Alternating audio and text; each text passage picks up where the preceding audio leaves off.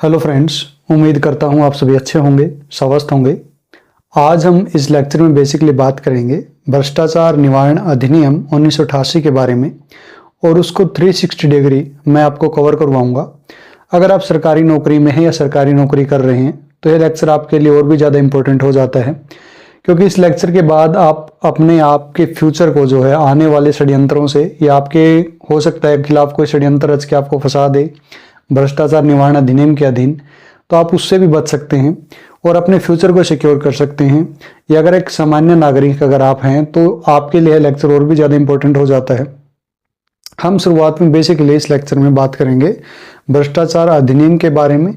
इसके साथ ही मैं आपको धारावार जितना भी यह अधिनियम है, जितनी भी इसकी जटिल प्रोविजन है, वो सामान्य भाषा में समझाने का प्रयास करूंगा। मैं आपसे सिर्फ एक विनती करता हूं कि आप इस लेक्चर पर जो अंत तक डटे रहना, क्योंकि अगर आप बीच में छोड़कर जाएंगे तो बहुत से लोगों का लॉस होगा, क्योंकि यह वीडियो यूट्यूब उन तक नहीं पहुंचाएगा जिन तक यह फिर पहुंचनी चाहिए। तो मेरी रिक्वेस्ट है कि प्लीज इस लेक्चर को पूरा देखना। बाकी मेरी रिस्पॉन्सिबिलिटी है, यह मैं गारंटी देता हूं कि जब आप इस लेक्चर को छोड़ेंगे तो आप एक अलग तरीके से जागरूक होंगे, एक अलग तरीके से कानूनी रूप से सशक्त होंगे। 360 डिग्री इस लेक्चर में मैं आपको जो है भ्रष्टाचार निवारण अधिनियम पढ़ाऊंगा। पहले मैं बेसिकली बात करूंगा इसके बेसिक्स प्रोविजंस के बारे में, और यह लेक्चर बिल्कुल एनिमेशन में चलेगा, कोई दिमाग पर आपके प्रेशर नहीं आएगा। बिल्कुल मैं एक इमेज बनाते हुए पूरा लेक्चर आपको समझाऊंगा। कानून बहुत ही जटिल होता है लेकिन बहुत ही सिंपल तरीके से मैं आपको समझाऊंगा। देखिए, बेसिक्स की बात करेंगे, उसके बाद बेसिकली मैं इस एक्ट के अंतर्गत जो जो अपराध हैं उनके बारे में और उनके दंडों के बारे में बात करूंगा, जो इस संबंध में प्रोविजन है। उसके बाद मैं बात करूंगा आपके संबंध में जो है जांच कैसे होगी, यानी किसी को इस एक्ट के अंतर्गत अगर फंसाया जाता है, कोई रिश्वत लेते पकड़ा जाता है, तो उसकी जांच किस प्रकार होगी, क्या क्या प्रोविजन है, क्या क्या उपाय है। उसके बाद में बेसिकली बात करूंगा जो कोर्ट है वहां पर मामला किस प्रकार रजिस्टर होगा, या आप कह सकते हैं कि कोर्ट में मामला रजिस्टर होने से पहले कौन कौन सी प्रक्रिया, कौन सा प्रोसीजर या कौन से ऐसे प्रावधान है जो ये एक्ट करता है, इसकी धाराएं करती हैं। तो कोर्ट के बारे में फिर बात करेंगे और इसके तहत ये पूरा एक्ट जो 360 डिग्री कवर हो जाएगा इन पूरे 4 बिंदुओं के तहत। तो चलिए शुरू करते हैं। पहले हम बेसिक्स पे चलते हैं। बेसिक इसका मैं मानता हूं धारा 1 और धारा 2, उसके बाद धारा 20 और धारा 4 से 6। ये कुछ ऐसे प्रोविजन हैं, ये कुछ ऐसी धाराएं हैं जो जिन्हें मैंने बेसिक की कैटेगरी में डाला है। तो धारा 1 बेसिकली बोलती है यह एक्ट कहाँ लागू होगा। यह एक्ट देखिए पूरे भारत में, और जो भारत से बाहर नागरिक रहते हैं, जो भारत से बाहर चले गए हैं, उनके ऊपर भी बेसिकली यह एक्ट लागू होगा। यानी सभी नागरिकों, भारतीय नागरिकों पर यह एक्ट लागू होगा। किस किस पर लागू होगा? धारा 1 बेसिकली इस विषय में बोलती है। धारा 2 बेसिकली परिभाषाओं के संबंध में बताती है। परिभाषाएं कह सकते हैं आप, जो ऐसी चीजें होती हैं जो पूरे एक्ट में लागू होंगी, और उन्हें अगर हम पूरे एक्ट में डिफाइन करें तो कह सकते हैं कि बार बार उन चीजों का फिर रिपीटेशन हो जाएगा। इसलिए उन चीजों को बाहर अलग तरीके से अलग प्रोविजन में पहले ही डिफाइन कर दिया जाता ताकि बाद में पढ़ने में सहूलियत हो।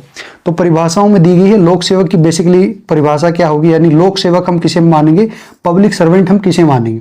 तो इस एक्ट के अंतर्गत लोक सेवक वह माना जाएगा जिसे सरकार द्वारा कोई कर्तव्य सौंपा गया है सार्वजनिक हित के संदर्भ में, या कह सकते हैं कि कोई भी केंद्र सरकार द्वारा नियुक्त अधिकारी होगा, कर्मचारी होगा, जिन्हें सौंपा गया कर्तव्य, सौंपा गया सार्वजनिक कर्तव्य सौंपा गया, जो सार्वजनिक हित रखते हैं, पब्लिक इंटरेस्ट रखते हैं। पब्लिक इंटरेस्ट से तात्पर्य है जो सार्वजनिक या सरकार का जो काम है।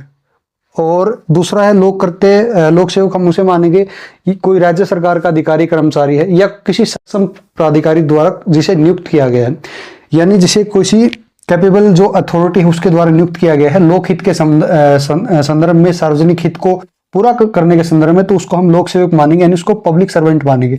सामान्य भाषा में कहें तो जितने भी सरकारी लोग हैं वो लोक सेवक की श्रेणी में आएंगे। बिल्कुल सामान्य भाषा में मैं आपको बताऊं तो लोक सेवक उसे कहेंगे। दूसरी परिभाषा बेसिकली आती है इसमें अनुचित लाभ के संबंध में। अनुचित लाभ किसे कहेंगे, यानी इसे मैं सामान्य भाषा में कहूं तो रिश्वत किसे कहेंगे। तो इसमें बोला गया कि जो वैधानिक मानदेय है, यानी जो आपकी सैलरी है या जो आपको सरकार द्वारा वैधानिक मानदेय दिया जाता, पारिश्रमिक दिया जाता है, उसके अलावा जो भी चीज कोई व्यक्ति लेता हुआ पकड़ा जाता है तो है अनुचित लाभ की श्रेणी में आता है। वह कुछ भी हो सकता है, आप कह सकते हैं चाय, कॉफी। वैसे अगर हम कानूनी परिप्रेक्ष्य से जाएं, कानूनी शब्दों की उससे जाने तो वह भी एक तरीके से अनुचित लाभ की श्रेणी में आएगा। कुछ भी, ठीक है, जो वैधानिक नहीं है या कह सकते हैं जिसे सरकार ने अधिकृत नहीं किया है, उसके बाहर कोई भी चीज ऐसी लेता है, वह 10 रुपए भी हो सकते हैं, वह 10 लाख रुपए भी हो सकते हैं, दोनों ही रिश्वत की श्रेणी में आएंगे। ठीक है, तो अनुचित लाभ से तात्पर्य यहाँ पर यह हो गया वैधानिक मानदेय से जो अलग है। अब हम बेसिकली परिभाषाओं में यही जो मुख्य परिभाषाएं थी वो काम की थी। अब हम आते हैं धारा 20 पर, जो बहुत ही महत्वपूर्ण धारा है। यह है प्रिजम्पशन टू गिल्ट। इसका मतलब क्या है, यानी आपको अगर मान लीजिए पकड़ लिया गया, कोई आपको पैसे दे रहा है, आप सरकारी कुर्सी पर बैठे हुए हैं, आपको कोई पैसे दे रहा है, मान लीजिए हो सकता है वो 100 रुपये हो, और वहां पर आपको रंगे हाथ पकड़ लिया जाता है, तो आपका ऐसा माना जाएगा कि वह रिश्वत थी।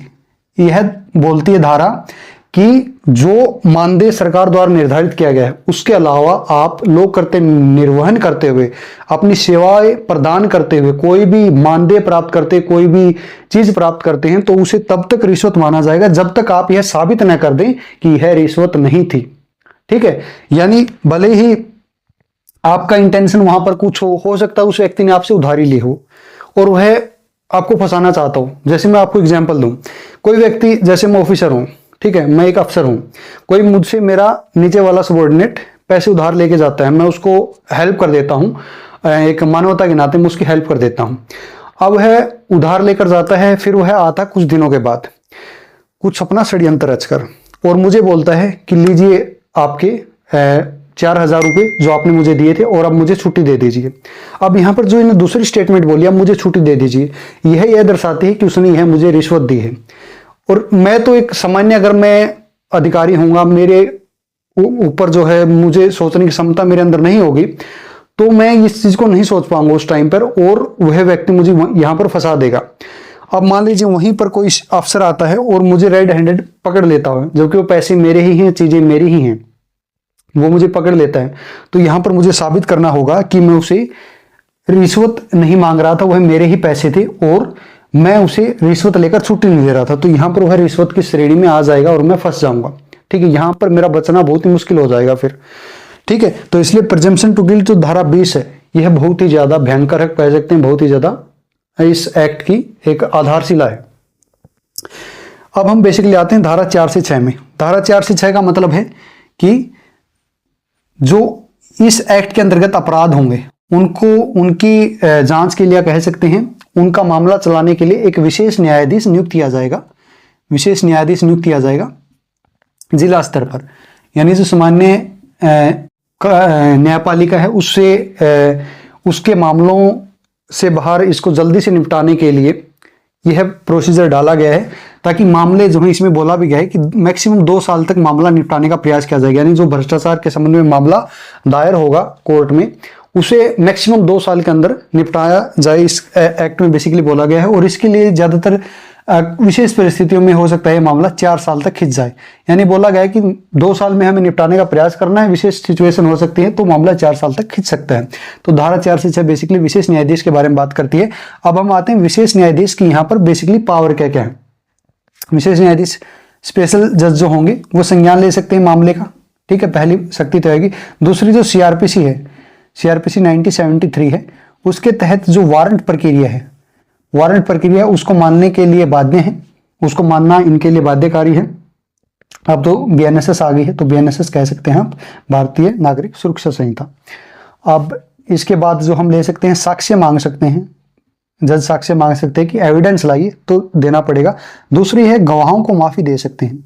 गवाहों को माफी देने के संबंध में क्या है कि किसी गवाह ने झूठ बोला है, या कह सकते हैं यहाँ पर उसने बाद में फिर मामले में हेल्प की है, या अच्छे कॉन्क्रीट एविडेंस दिए हैं, या अच्छा जो कह सकते हैं गवाही दी है, तो उसके कुछ छोटे मोटे अपराधों को माफ किया जा सकता है, गवाही को माफी दी जा सकती है।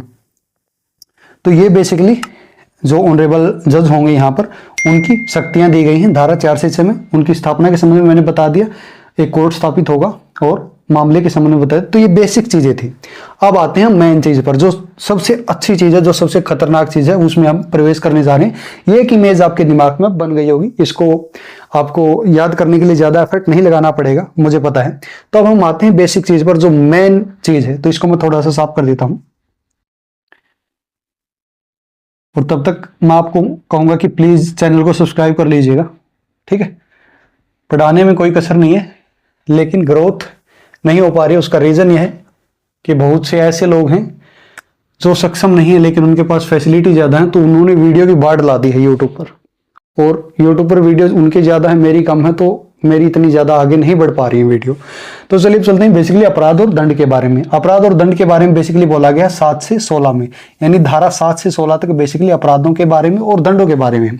अपराध कई प्रकार से हो सकते हैं, जैसे धारा 7 बोलती है, यानी कोई लोक सेवक है, वह अपना जो उसका कर्तव्य है उसको निर्वहन करने के बदले पैसे की मांग करता है, या कह सकते हैं किसी लाभ की अपेक्षा रखता है सामने वाले से, या कह सकते हैं जो लोक कर्तव्य उसको दिया गया है उसको निर्वहन न करने के लिए पैसे की मांग करता है, या कह सकते हैं कि अपेक्षा रखता है या संभावना रखता है। तो ये जितनी भी सभी पॉसिबिलिटी हैं, इसे जो है इस धारा 7 के अंतर्गत अपराध माना गया है, यानी वह लोक सेवक इस एक्ट के अंतर्गत धारा 7 के अंतर्गत अपराध की श्रेणी में आएगा। उसे दंड क्या मिलेगा? दंड मिलेगा 3 से 7 साल की सजा उसको हो सकती है, ठीक है। अब हम आते हैं धारा 7A पर। धारा 7A बेसिकली बोलती है कि कोई व्यक्ति भ्रष्ट तरीकों से या अवैध साधनों से, इसमें 2 चीज मुख्य है, भ्रष्ट एक तो तरीका हो गया, या कह सकते हैं आप अवैध साधन हो गए। अवैध साधन से सामने वाले को यानी लोक सेवक को प्रभावित करने का प्रयास करता है, या अपना व्यक्तिगत प्रभाव उसके ऊपर लादने का प्रयास करता है, और उसको कहता है कि यह काम करो, या जो उसको लोक करते हुए उस लेख सेवक को सौंपा गया है उसके संबंध में उसको उससे विचलित करने का प्रयास करता है, उसको हटाने का वहां से प्रयास करता है, कह सकते हैं आप उसके ऊपर दबाव बनाता है। जैसे मैं आपको सामान्य भाषा में समझाऊं तो कोई माफिया है, वह अपने पैसे के साथ, अपनी गाड़ी घोड़ों के साथ, गुंडों के साथ किसी लोक सेवक को धमकाता है, तो यहां पर और उसको कहता है कि ये मेरा काम करो, अगर नहीं करोगे तो मैं गोली मार दूंगा। तो यहां पर क्या हो गया? भ्रष्ट तरीका, अवैध साधन, दोनों ही इस एग्जाम्पल में आ गए। तो यहां पर वह धारा 7A के तहत जो है अपराध की श्रेणी में आ गया, और इसके तहत उसे जो 3 से 7 साल की सजा हो सकती है, 3 से 7 साल का उसको दंड मिल सकता है। अब हम बेसिकली आते हैं धारा 8 पर। धारा 8 बोलती है कि कोई व्यक्ति, अब हम आते हैं सामान्य, कोई व्यक्ति रिश्वत देता है, ठीक है, या रिश्वत, यहां पर मैंने सामान्य वर्ड रखा है, रिश्वत का एक्ट में मेंशन नहीं है, यहां पर मेंशन है एक्ट में, जो भाषा है जो मैंने बताई थी, अनुचित लाभ देने का प्रयास करता है। रिश्वत हम सामान्य बोलचाल में कह सकते हैं, लेकिन एक्ट में रिश्वत शब्द का मेंशन नहीं है, ठीक है। तो अनुचित लाभ देने का कोई व्यक्ति किसी लोक सेवक को प्रयास करता है, पब्लिक सर्वेंट को प्रयास करता है, या कह सकते हैं ऐसा इंटेंशन रखता है कि वह जो करते उसको सौंपा गया है उसको उससे हटाने का प्रयास करे, उसको उस कर्तव्य के अनुसार अपना काम निकलवाने का प्रयास करे, या हम सामान्य भाषा में गए तो रिश्वत देना भी एक तरीके से इस धारा के अंतर्गत अपराध की श्रेणी में आता है, और इसके लिए भी जो है 7 साल की सजा उस व्यक्ति को हो सकती है। तो बेसिकली ये हो गया धारा 7-8 जो मुख्य है रिश्वत के संबंध में मैंने बता दिया। रिश्वत लेना और दोनों अपराध हैं, वो आपने सुना होगा, लेकिन आज मैंने आपको दिखा भी दिया।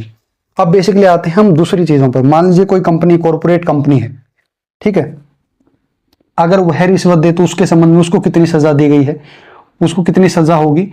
तो यहां पर बेसिकली बोला गया है कि जो कॉर्पोरेट कंपनी है वह किसी लोक सेवक को रिश्वत देने का प्रयास करती है या अपना काम करवाने का प्रयास करती है, तो उसमें जो है इसके बाद जो आती है धारा 9-10, उसमें बोला गया बेसिकली कॉर्पोरेट कंपनी या संगठन, कह सकते हैं आप, कोई संगठन अपना काम करवाने का प्रयास करता है रिश्वत देकर। रिश्वत, फिर मैं बोल रहा हूं सामान्य शब्द में बोल रहा हूं, रिश्वत का मेंशन एक्ट में नहीं है, ठीक है, ध्यान रखना आप। तो धारा 9-10 जो है कंपनी के संबंध में, संगठन के संबंध में, कोई संगठन अपना काम करवाने का प्रयास करता है तो उस पर जुर्माना लगाया जा सकता है, बात यह है। लेकिन अगर यह पाया जाता है कि उस कंपनी का जो ऊपर का मैनेजमेंट सिस्टम, या जो कह सकते हैं आप कुछ लोग हैं जो उस कंपनी को मैनेज कर रहे हैं, सीईओ हो गया, उसका मैनेजर हो गया, जो हेड ऑफ द डिपार्टमेंट हो गया उस कंपनी में, उनकी मिलीभगत मिलती है कि हाँ ये षड्यंत्र रचकर इस लोक सेवक को पैसे दे रहे हैं, रिश्वत दे रहे हैं, कुछ ऐसा काम करवा रहे हैं, तो यहां पर उनको जो है 3 साल तक की सजा हो सकती है, 3 साल तक की सजा, और कंपनी के ऊपर जुर्माना लगाया जा सकता है। बेसिकली धारा 9 से 10 यह है। अब हम आते हैं अगली धारा पर, और धारा आगे है धारा 11। धारा 11 बेसिकली बोलती है अपर्याप्त प्रतिफल के संबंध में, जहां तक मुझे याद आ रहा है अपर्याप्त प्रतिफल के संबंध में बोलती है। अपर्याप्त प्रतिफल का मतलब है कि किसी लोक सेवक को कोई काम सौंपा गया है, उसको किसी जो सार्वजनिक चीज है उसकी जिम्मेदारी सौंपी गई। आप इसको सामान्य भाषा में बिल्कुल समझाऊं तो आप कह सकते हैं किसी लोक सेवक को सौंपा गया है कि आपको इसका कॉन्ट्रैक्ट किसी को सौंपना है, आपके किसी को पट्टे पर देनी है, या कह सकते हैं आपको ये चीज सरकार के लिए खरीदनी है। इस तरीके से यहाँ पर वह अपने रिश्तेदार हो सकते हैं, उसके अपने रिश्तेदारों को लाभ पहुंचाने के उद्देश्य से, अपने अपर अधिकारी को या उसके जो ऊपर अधिकारी हैं उसके जो नीचे एक कलीग्स है उन दोनों में से किसी को लाभ पहुंचाने के उद्देश्य से, इंटेंशन से, या ऐसी किसी संभावना से जो उसको काम सौंपा गया, जो उसको करते सौंपा गया है उसमें कुछ ना कुछ कॉम्प्रोमाइज करता है, कुछ कमी करता है, और जितना वहां पर प्रतिफल लेना चाहिए था वह जानते हुए कि इस चीज का इतना पैसा सरकार के खाते में आना चाहिए था, या कह सकते हैं आपकी इस चीज इतने रुपये पर ऐसी चीज सरकार को मिलनी चाहिए थी, वो इसमें कॉम्प्रोमाइज करता है। किसको लाभ पहुंचाने के इंटेंशन से कह सकते हैं, या संभावना से अपने रिश्तेदारों को, अपने अधिकारियों को, ऊपर के अधिकारी को, अपने नीचे के अधिकारी को, या कोई ऐसी संभावना रखता है तो उसे यहां पर धारा 11 के अंतर्गत अपराध माना गया है। यानी अपर्याप्त प्रतिफल कोई लोक सेवक लेता है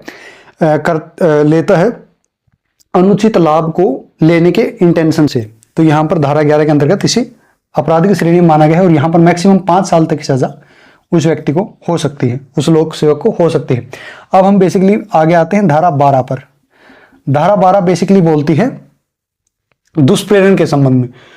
ठीक है, दुष्प्रेरण का मतलब है, दुष्प्रेरण दो चीजों से मिलकर बना है, अबेटमेंट जिसे इंग्लिश में कहते हैं। दुष्प्रेरण बना है दुष प्लस प्रेरण, यानी दूषित इंटेंशन से, गलत इंटेंशन से किसी को प्रेरित करना, किसी को उकसाना। हो सकता है यहां पर किसी ने कहा कि उस व्यक्ति को रिश्वत दो, जाकर उस लोक सेवक को रिश्वत दो, यहां पर उसकी चीज ये किसी ने रिकॉर्ड कर ली, या कह सकते हैं आप ये पब्लिक में आ गई कि इस व्यक्ति ने उकसाया था इस समूह को रिश्वत देने के संबंध में, या किसी अधिकारी के जो करते हैं उनको किसी तरीके से बाधित करने के संबंध में।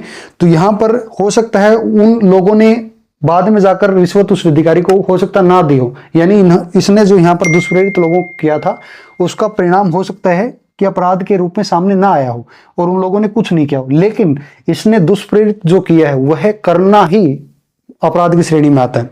यानी किसी व्यक्ति को गलत इंटेंशन से उकसाना, रिश्वत देने के इंटेंशन से उकसाना भी अपराध की श्रेणी में आता है, और इसके लिए बेसिकली उसे जो है सजा हो सकती है मैक्सिमम 5 साल तक की। ठीक है, अब हम बेसिकली आते हैं अगली धारा पर। अगली धारा है बेसिकली आपराधिक दुराचार के संबंध में, धारा 13। आपराधिक दुराचार यानी क्रिमिनल मिसकंडक्ट, यानी आपने बहुत देखा होगा कि अधिकारी हो गए या जो काम करते हैं सरकारी महकमे में, उनका आपने कई बार देखा होगा कि जो चीज उनको, जो एसेट उनको सरकारी यूज के लिए दी गई है उसको वो निजी यूज में लेते हैं, तो यह भी अपराध की श्रेणी में आता है। यहाँ पर आपराधिक कदाचार 2 संदर्भों में आता है, यानी जो प्रॉपर्टी आपको पब्लिक यूज के लिए दी गई है आप उसका मिसयूज कर रहे हैं, जो प्रॉपर्टी आपको सौंपी गई है सरकार द्वारा। दूसरी है कि आपकी प्रॉपर्टी, आपकी निजी प्रॉपर्टी, जो आपके ज्ञात आय स्रोत हैं उनके आय अगर हम जोड़ें और आपकी प्रॉपर्टी को जोड़ें तो दोनों में इनप्रोपोर्शनल कॉम्बिनेशन मिलता है।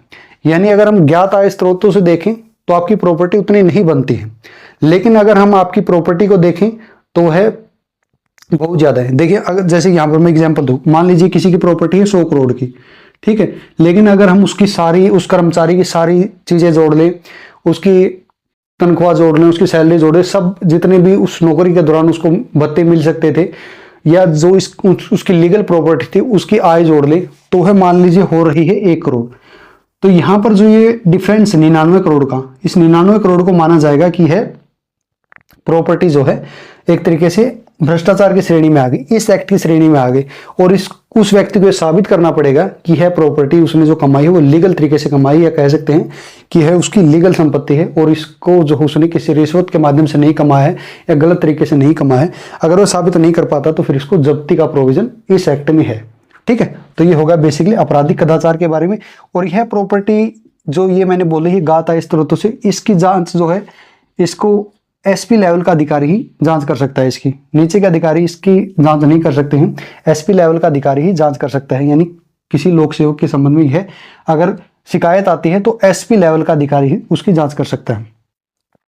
प्रॉपर्टी के बारे में बता दें, मिसयूज यानी प्रॉपर्टी का मिसयूज क्या होगा, यानी उसको जैसे गाड़ी सौंपी गई है, उसको गाड़ी सौंपी गई है जो सरकार के काम है उनके यूज के लिए, लेकिन वह कर रहा है पर्सनल यूज, तो यहाँ पर वह आ गया प्रॉपर्टी मिसयूज में। यह या जो उसको ऑफिस सौंपा गया है वह सौंपा गया है पब्लिक यूज के लिए या सरकारी काम के लिए, लेकिन वहां पर वो अपनी निजी पार्टी कर रहा है, तो वह भी प्रॉपर्टी मिसयूज की श्रेणी में आ गया। ठीक है, तो धारा 13 बेसिकली आपराधिक कदाचार, क्रिमिनल मिसकंडक्ट, ये मैंने आपको अच्छे से समझा दिया। इसके लिए सजा है 4 से 10 साल की। ठीक है, और जो सजा मैं जहां पर बता रहा हूं उनके साथ एक चीज और ऐड कर लूं, वहां पर जुर्माना साथ में लगता है। सभी प्रोविजन में जितने मैंने बताए हैं सभी में जुर्माना इंक्लूड है, जुर्माना लगता है। अब बेसिकली अब हम आते हैं आगे, धारा 14। धारा 14 यानी यह बताती है कि अभ्यस्त अपराधी यानी कोई व्यक्ति है, कोई लोक सेवक है, उसको बार बार इस एक्ट के अंतर्गत अपराधी मान लिया गया है, यानी कुछ छोटी मोटी धाराओं में उसको अपराधी मान लिया गया, लेकिन फिर भी वह बाज नहीं आ रहा अपनी हरकतों से और फिर भी वह बार बार अपराध कर रहा है, तो इसे मानेंगे अभ्यस्त अपराधी। और धारा 14 के अंतर्गत उसके लिए सजा का प्रोविजन है 5 से 10 साल, यानी 5 से 10 साल की उसको सजा हो सकती है। यहाँ पर जो मैंने दुष्प्रेरण वाला बताया था इसमें ठीक कर लेना, इसमें 3 से 7 साल की सजा है, 5 साल की नहीं, 3 से 7 साल की। ये मुझे थोड़ा उस समय ध्यान नहीं रहा। ठीक है, तो ये हो गया अभ्यस्त अपराधी। अब हम आते हैं बेसिकली अगली धारा पर, और तब तक मैं थोड़ा सा इसको साफ कर देता हूं। तब तक आपसे भी उम्मीद करूंगा कि आप भी जो है इसको वीडियो को शेयर करेंगे और आगे बढ़ाएंगे।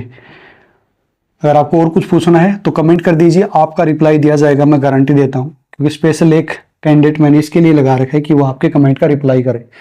अगर किसी वीडियो पर आप रिप्लाई करते हैं तो उसका रिप्लाई न करना मैं एक तरीके से मानता हूं आपके साथ अमानवता है।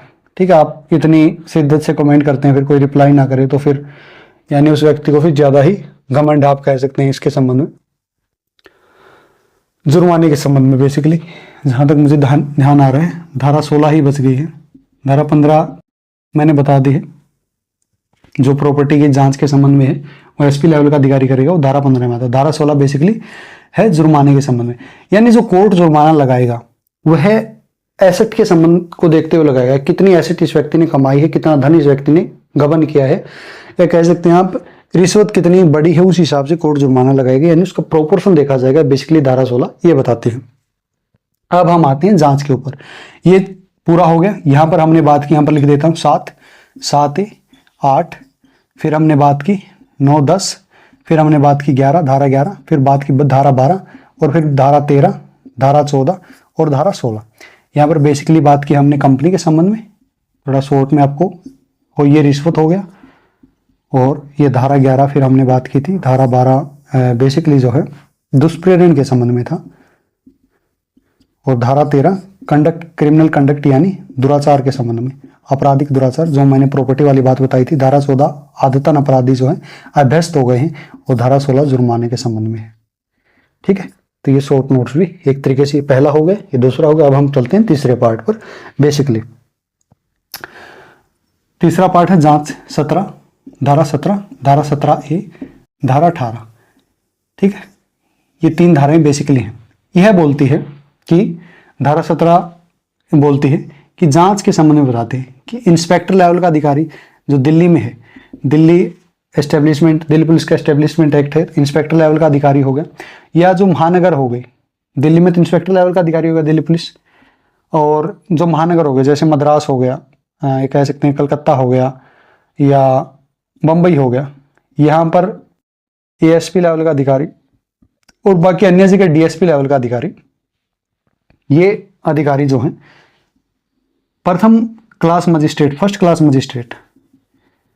क्लास मजिस्ट्रेट से आदेश की अनुमति लेंगे, अनुमति लेंगे जांच करने के संबंध में, या किसी लोक सेवक के विरुद्ध मामला चलाने के संबंध में, जांच करने के संबंध में अनुमति लेकर जांच शुरू कर सकते हैं। यहां पर फर्स्ट क्लास मजिस्ट्रेट की अनुमति लेना जांच से पहले जरूरी है, या कह सकते हैं ऐसी स्थिति है कि सरकार ने ही, जैसे केंद्र सरकार हो सकती है, राज्य सरकार हो सकती है, एक विशेष अधिकारी नियुक्त किया है ऐसे मामलों को देखने के संबंध में या इस एक्ट के अंतर्गत जितने अपराध होंगे उनको देखने के संबंध में, तो वहां पर फिर फर्स्ट क्लास मजिस्ट्रेट की अनुमति लेना आवश्यक नहीं है, जरूरी नहीं है। ठीक है, यानी विशेष अधिकारी अगर नियुक्त किया गया है तो वह अनुमति लेने उसको जरूरी नहीं, वह जांच अपने संज्ञान के आधार पर, अपनी कॉग्निजेंस के आधार पर कर सकता है। यह जो एक्ट है इसके अंतर्गत जो अपराध हैं वो संज्ञेय हैं और गैर जमानती हैं। ठीक है, गैर जमानती हैं, यानी उस अधिकारी को, जो स्पेशल अधिकारी नियुक्त किया है सरकार ने, उसको कोई जांच से पहले फर्स्ट क्लास मजिस्ट्रेट की अनुमति लेने की आवश्यकता नहीं है। लेकिन यहाँ पर जो सामान्य अधिकारी हैं, इंस्पेक्टर लेवल का या यहाँ पर एसपी, डीएसपी, इनको लेने की अनुमति है, या इनसे नीचे के अधिकारी को लेने की अनुमति है, मतलब अनिवार्य है। तो जांच के संबंध में मैंने दो चीजें बता दी। अब हम आते हैं अगली चीज पर, जो अगली धारा है, धारा 17A। धारा 17A बेसिकली बोलती है कि कोई अधिकारी उसके कर्तव्यों के निर्वहन में जो उसने काम किया है, यानी कोई हो सकता है केंद्र सरकार के अधीन हो, कोई हो सकता है राज्य सरकार के अधीन हो, तो उसने जो काम किया है, जो उसको शक्तियां सौंपी गई थी, उन शक्तियों के यूज के संदर्भ में उसने जो काम किया है, अगर हम पाते हैं कि कोई ऐसी शिकायत आई है जो है दिखाती है कि उसने उन शक्तियों का दुरुपयोग किया है या कोई गलत सिफारिश सरकार को की है, तो इस संदर्भ में बोला गया है कि वह अधिकारी जो है मामला चलाने से पहले, जांच शुरू करने से पहले, जो संबंधित नियोक्ता होगा उस समय, जो उस अधिकारी का नियोक्ता होगा या उस समय जो उसका प्रमुख होगा या जो उसको हटाने वाला होगा, उससे यह अधिकारी अनुमति लेगा, उसको अनुमति उससे लेनी पड़ेगी। जैसे मैं सामान्य एग्जांपल से समझाऊं, ये तो होगी जांच के संबंध में फर्स्ट क्लास मजिस्ट्रेट से शुरुआत के संबंध में, ये तो यहां पर लेनी लेनी। इसके बाद भी जांच के संबंध में जो अधिकारी होंगे, ठीक है, थोड़ा जटिल हो सकता है लेकिन बिल्कुल ही आसान भाषा में समझाने का प्रयास कर रहा हूं। इससे आसान मुझे नहीं लगता और कुछ हो सकता है, लेकिन जितना मुझसे हो सकता है उतना मैं करने का प्रयास कर रहा हूं। जैसे उस समय जो अधिकारी होंगे, जैसे मान लीजिए उस समय इसको नियुक्त किया था केंद्र सरकार ने, और इसने अधिकारी ने केंद्र सरकार को सिफारिश की थी कुछ। अब इस अधिकारी के पास, इस इंस्पेक्टर के पास शिकायत आई है, ठीक है, कि उस अधिकारी ने कुछ वहां पर गड़बड़ झाला किया था, कुछ गबन किया था। तो यहां पर पहले तो यह फर्स्ट क्लास मजिस्ट्रेट से अनुमति लेगा अगर इसको केंद्र विशेष इसी एक्ट के लिए नियुक्त नहीं किया गया है। लेकिन अगर इसको इसी एक्ट के लिए नियुक्त किया गया है तो इसको अनुमति लेने की यहाँ पर जरूरत नहीं है। तो यहाँ पर दोनों स्थिति आ गई। तो फिर इनकी इसके बाद ये क्या करेंगे, ये दोनों इंस्पेक्टर हो गया या विशेष अधिकारी होगा, तो यहाँ पर ये जो अधिकारी इसको उस समय नियुक्त किया था केंद्र सरकार ने, तो अभी केंद्र सरकार के पास लेटर भेजेंगे कि ये शिकायत आई है इस अधिकारी के संबंध में, क्या हम इसका मामला शुरू करें, जांच शुरू करें। केंद्र सरकार 3 महीने के अंदर, या कह सकते हैं आप राज्य सरकार भी हो सकती है, हो सकता है उसको राज्य सरकार ने नियुक्त किया हो, दोनों पॉसिबिलिटी आप ले सकते हैं। तो 3 महीने के अंदर रिप्लाई करेगी इस अधिकारी को, या हो सकता है यह अधिकारी मामला ले रहा इस अधिकारी को। रिप्लाई करने के बाद अगर वो हाँ कहते हैं तो फिर जांच इनके विरुद्ध शुरू हो जाती है, अगर ना कहते हैं तो फिर जांच शुरू नहीं हो सकती। यहाँ पर बोला गया है कि अनुमति लेंगे जिस सरकार के अधीन वो उस समय नियुक्त थे, उस सरकार के, अगर वो अब रिटायर हो गए, लेकिन अब भी हैं तो फिर कोई इशू नहीं है, फिर भी अनुमति लेनी ही पड़ेगी। तो थोड़ा जटिल है, लेकिन मैंने सभी पॉसिबिलिटी को एक साथ लेकर आपको समझाने का प्रयास किया है, इसलिए थोड़ा कठिन हो सकता है। अगर हम एक एक पॉसिबिलिटी को ले तो इतना कठिन नहीं होगा। मान लीजिए इंस्पेक्टर ले, इंस्पेक्टर किससे लेगा, फर्स्ट क्लास मजिस्ट्रेट से अनुमति लेगा, ठीक है। उसके बाद जांच के लिए मान लीजिए इसको केंद्र सरकार ने नियुक्त किया था तो केंद्र सरकार से अनुमति लेगा। तो यहाँ पर 3 महीने के अंदर केंद्र सरकार अपने विभागीय स्तर पर उस अधिकारी की जांच करवाकर देखती है कि सही है या गलत है, उसके बाद वापस इसको भेजती है। अगर हाँ तो ये जांच आगे बढ़ाएगा, अगर ना तो मामला यहाँ पर बंद हो गया। ये सभी अधिकारियों के लिए, केंद्र के हो गए, राज्य के हो गए, सभी के लिए हो गए। ये एक पॉसिबिलिटी को आप सभी में लागू कर लीजिए, वही चीज है। ये होगी जांच के संबंध में।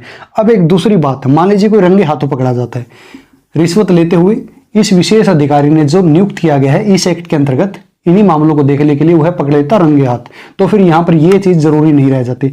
इसके लिए तो जरूरत थी, फिर ये अनुमति वाली भी जरूरी नहीं रह जाती इस अधिकारी के लिए, ठीक है। फिर उसको सरकार से अनुमति लेने की कोई जरूरत नहीं है, रंगे हाथ पकड़ा गया, ठीक है, अब उसके मामला आगे चलेगा कोर्ट में। तो बेसिकली धारा 17A यह थी, यह थोड़ी जटिल थी, लेकिन मैंने जो है आसान भाषा में समझाने का आपको प्रयास किया है। अब मान लीजिए कोई व्यक्ति पकड़ा गया है, ठीक है, कोई अधिकारी पकड़ा गया है, उसकी बहुत ज्यादा संपत्ति है, तो उसके संबंध में उसके बैंक खाते भी देखने पड़ेंगे।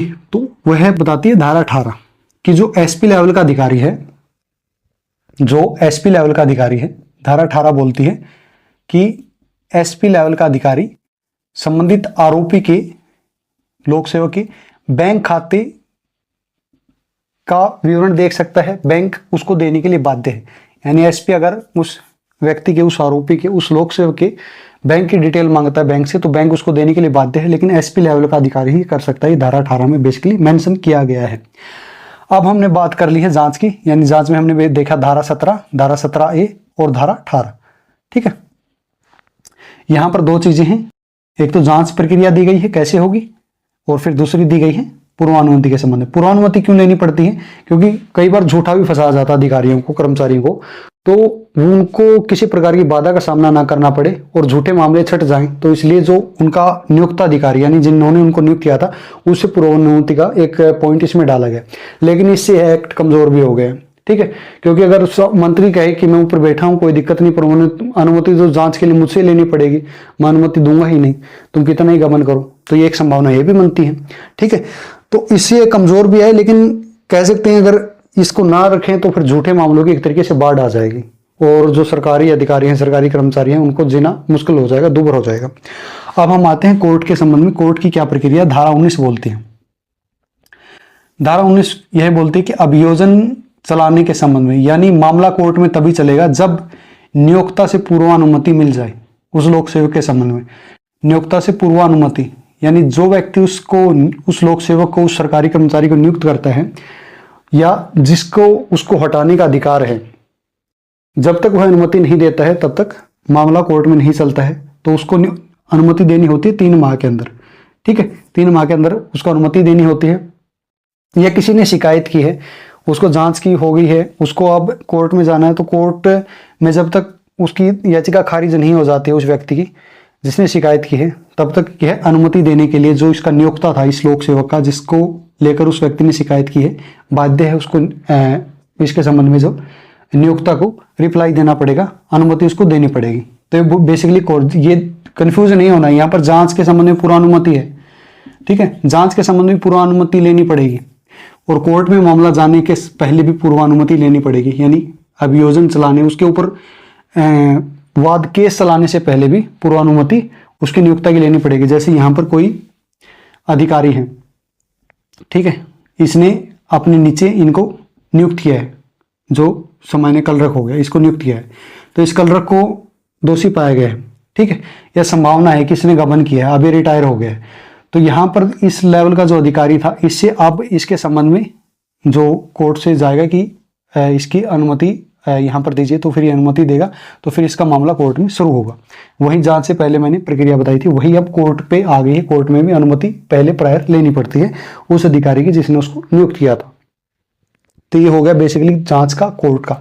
अब हम बेसिकली थोड़े बेसिक प्रोविजन रह गए हैं और बता देता हूँ। धारा 21 बोलती है, धारा 21 बोलती है गवाही के संबंध में, यानी कोई व्यक्ति, कोई आरोपी गवाही दे सकता है, उसकी गवाही मान्य है, अपने बचाव में वह गवाही दे सकता है। जैसे किसी को आरोपी माना गया, किसी को पकड़ा गया रिश्वत लेते हुए, तो अगर शपथ पत्र देकर गवाही देता है तो उसको यहाँ पर मान्य किया गया धारा 21 के अंतर्गत।